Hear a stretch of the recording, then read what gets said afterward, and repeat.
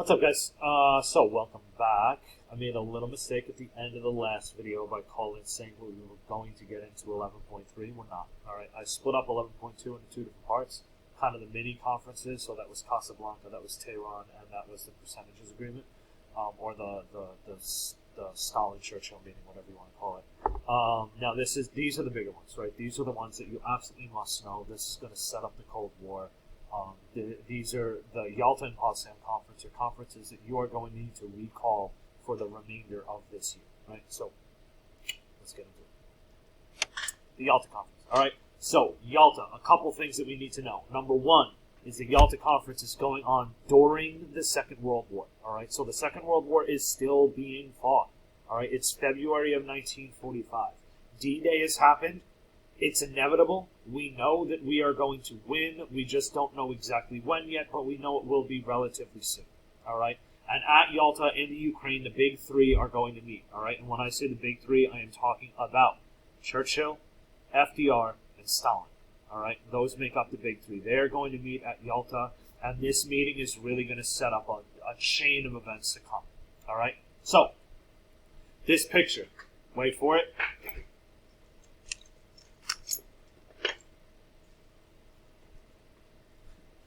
I'm back, right? You've been looking at this picture for a year of your lives, right? I have it up in my classroom. This picture speaks 1,000 words, all right? This picture is everything that you need to know about the Yalta conference in one click of a button, right?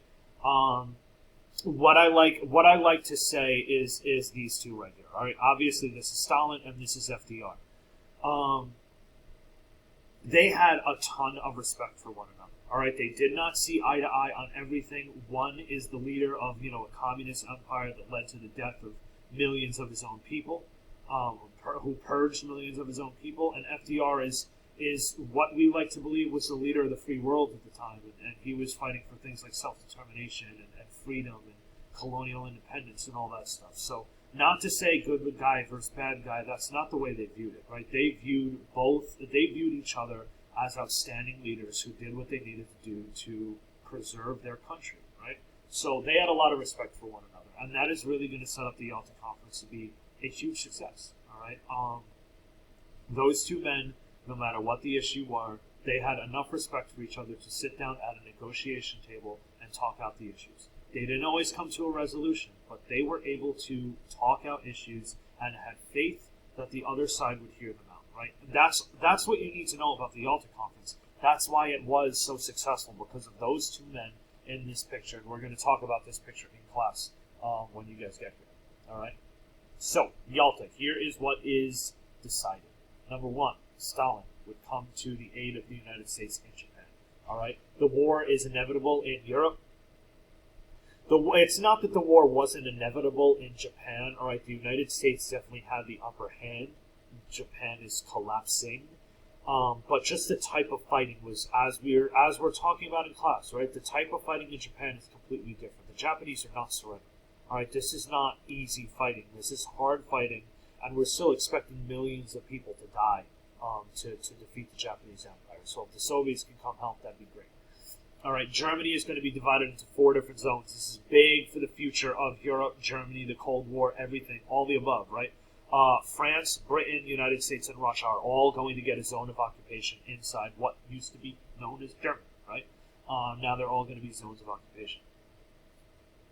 This was like a no-brainer, right? This you almost don't even need to remember it. It's not a point of contention at all. It's not going to come up again later. This just sets up the Nuremberg trials, right? War criminals are going to be punished, especially those who led the concentration camps, okay? This is a big one. This is a biggie. All liberated German states would hold free elections, all right? All liberated German states would be granted self-determination, all right? FDR is going to be a major proponent of that. And this word, all liberated, or 2 words, all liberated, are going to be key for events moving forward. Remember that one. Talk it back here. All right, the UNO, all right, they said that we're going to create a United Nations organization, and we are going to look to make changes to the League of Nations. Right, we are going to make the second organization much better than the first organization, because obviously the first one didn't work because World War II broke out, right? This is one that Stalin fought for. Eastern Europe would be a Russian sphere of influence, right? Britain has its colonial possessions. It's got the United Kingdom, right? America has the Western Hemisphere and the good neighbor policy and the Monroe Doctrine and all that stuff that we talked about already. Russia wants Eastern Europe, right? It wants that to be its sphere of influence, and it wants to be the dominant power in that region, right? Question for the future, because it's a sphere of influence, does that mean that those places don't get self-determination? Right? That's going to be a question that we have to answer moving forward, all right? The only disagreement was about Poland, all right? Obviously, Poland, throughout the first year of this course, Poland was an ally of the East, of the West, specifically France, right? But it's conquered by the Soviets, and it used to be Soviet before World War I. So, like, what do we do with Poland? Both had good claims for what should happen in Poland, so they don't agree upon it. But they built up so much momentum at Yalta that they figured, you know what? We'll leave this for another day. We'll put a pin in it, and we'll come back to the conversation about Poland. So overall, Yalta, big dub, right? Big dub. All right, we'll get to this in a second. This is Germany, right? These are the 4 zones of occupation that I was just talking about, right? We've got the French, we've got the American, we have the British, and we have the Russian. If you notice, we've got this little multicolored speck here. That's not a bad coloring job.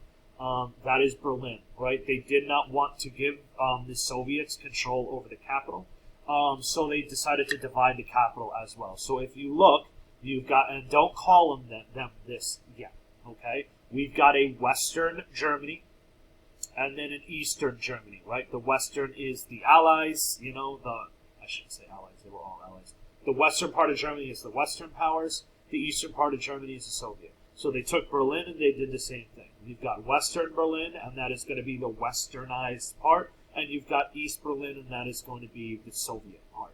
All right, and they're going to get a railroad going so that the Western nations can transport goods to their respective zone in Berlin as well. Tuck that back here. Again, it's going to come into work. Okay, Riga.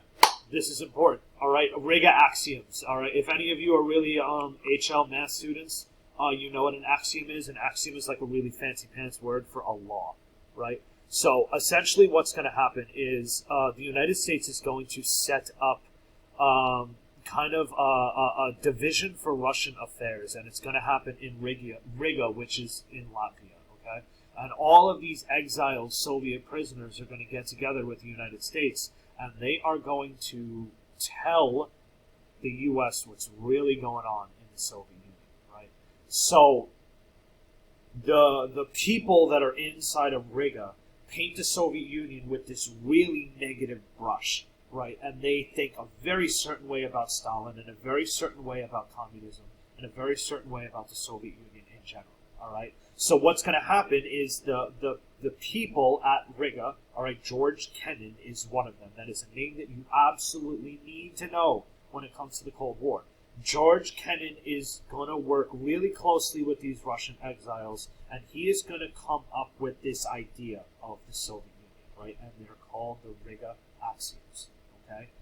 That's going to be super important moving forward, all right? So the Riga axioms are kind of like rules about how to deal with the Soviet Union, and it's written by U.S. members of the Division for Russian Affairs, worked alongside of white Russians, right? The exiled Russians that were kicked out of their country as far back as the Russian Revolution and as far forward as, working with Stalin, and they ran from the purges and whatnot, right? So there's a large group of white Russians that are assisting at Riga, okay?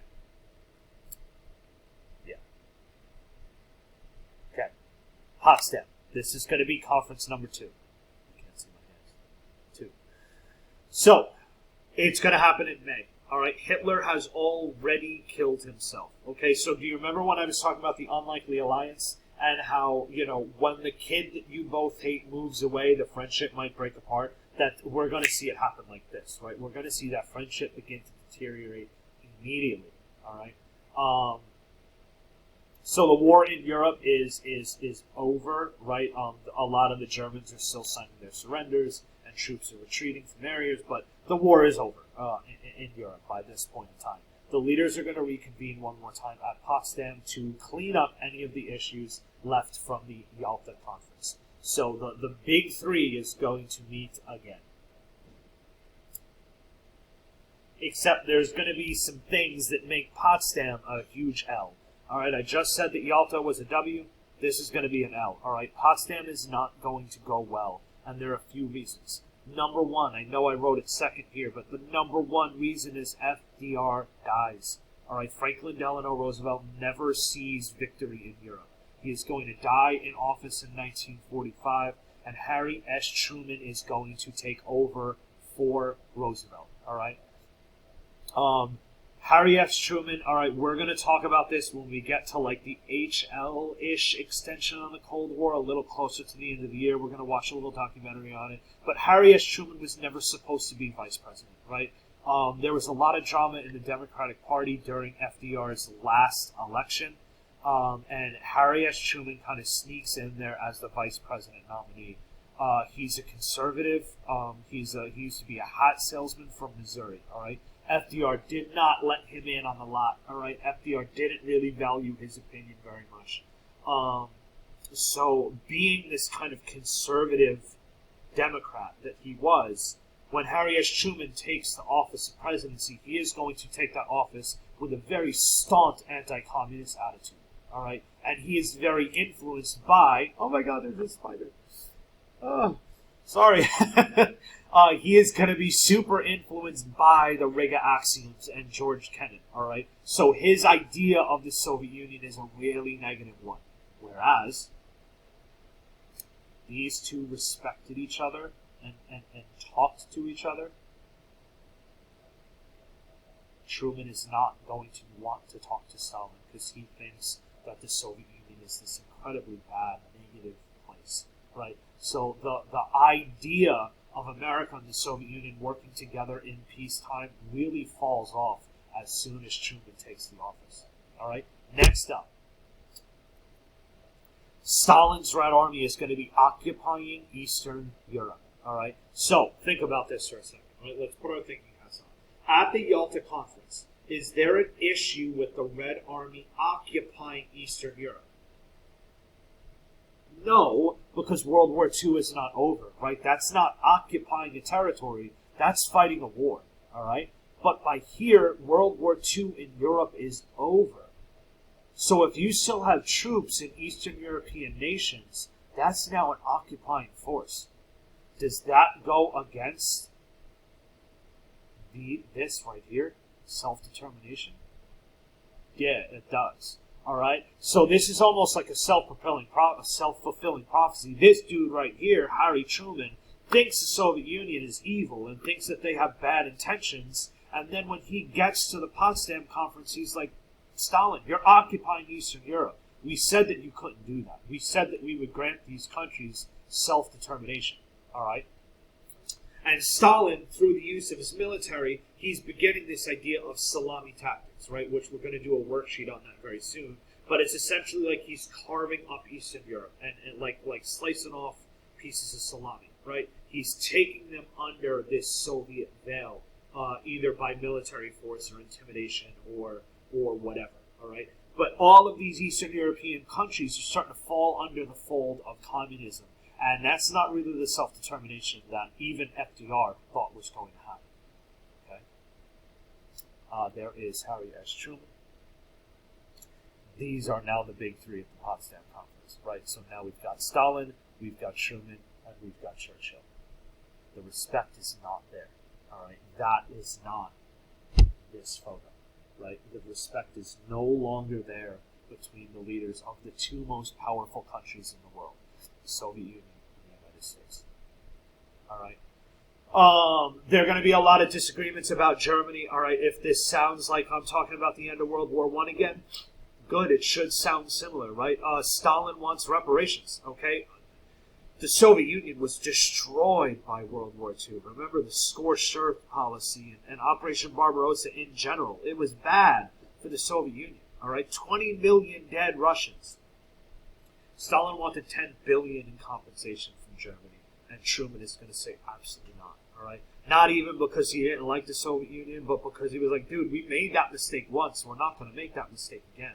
All right, so immediately the idea of Germany and what to do with it is going to be at the focal point of what is going to develop into the Cold War, right? Many historians say the Cold War starts right here at the Potsdam Conference. I'm going to leave that up to you guys about when the Cold War really starts. But this is definitely one thing that makes a strong case. This is one event that makes a strong case about when the Cold War starts. Again, Roosevelt wanted self-determination. He said that Eastern Europe could be a sphere of influence for the Russians, but not essentially a colony for the Russians. And that's what kind of Stalin is going to turn it into. He's going to look to make it a kind of a Soviet empire, and Truman doesn't want that. And then the last issue right here is the bomb. Okay? Fun story. Truman, again, FDR did not tell Truman everything, right? He kind of did not value Truman very much at all. All right, we're going to talk about that a little bit more. But FDR knew about the Manhattan Project, right? He's the founder of the Manhattan Project. He didn't tell the vice president about what was going on. All right, so the day that Truman takes the office of the presidency, he gets a folder called the Manhattan Project dropped on his desk, and he reads, and he's like, holy cow. I had no idea this was going on. So Truman gets this, like, I've got the weapon of all weapons, right? I have got the trump card. I can end the war immediately if I need to. All right? So Truman walks into the Potsdam Conference kind of like with his chest puffed out. Like, I have a secret. You don't know my secret. If I tell you my secret, I'm going to get my way because you can't mess with me. I've got a weapon that cannot be matched, right? I've got a weapon that if we get into a fight, my weapon wins, right? So Truman walks in, puffy, right? Flexing. Stalin knew about the bomb the entire time, all right? He had spies very, very, very deep in the Manhattan Project. So Stalin walks in like, come on, ally, when are you going to tell me about this weapon that will end the war in the Pacific? All right, I told you I'd come help you, but now you're not even telling me about this bomb that you have. All right, so it's going to be a source of tension. That mistrust that both of them walk in with is going to be exasperated by the bomb. Right? Truman doesn't want to tell him about it, and Truman is walking around kind of cocky about it. Stalin knows about it, and he's like, "When are you going to tell me? You want me to be an ally in the Pacific, but when are you going to tell me about the bomb that you have?" All right, so it's a big, big, big source of tension between the two. All right, this is kind of what I just said. Right, the day before the Potsdam conference, Truman finds out that the test, the Trinity test, is effective. Right, and this bomb is everything they thought it was going to be and more. Right, so again, major source of tension at the Potsdam conference was this piece of technology right here. That's Albert Einstein, obviously one of the main scientists. He's the one who writes the letter to FDR that's really the foundation of the Manhattan Project. We talked about that already, though. Manhattan Project. All right, and this is now 11.3. I'm going to leave you guys here. I'm going to make this into an end puzzle, so let me know if you have questions.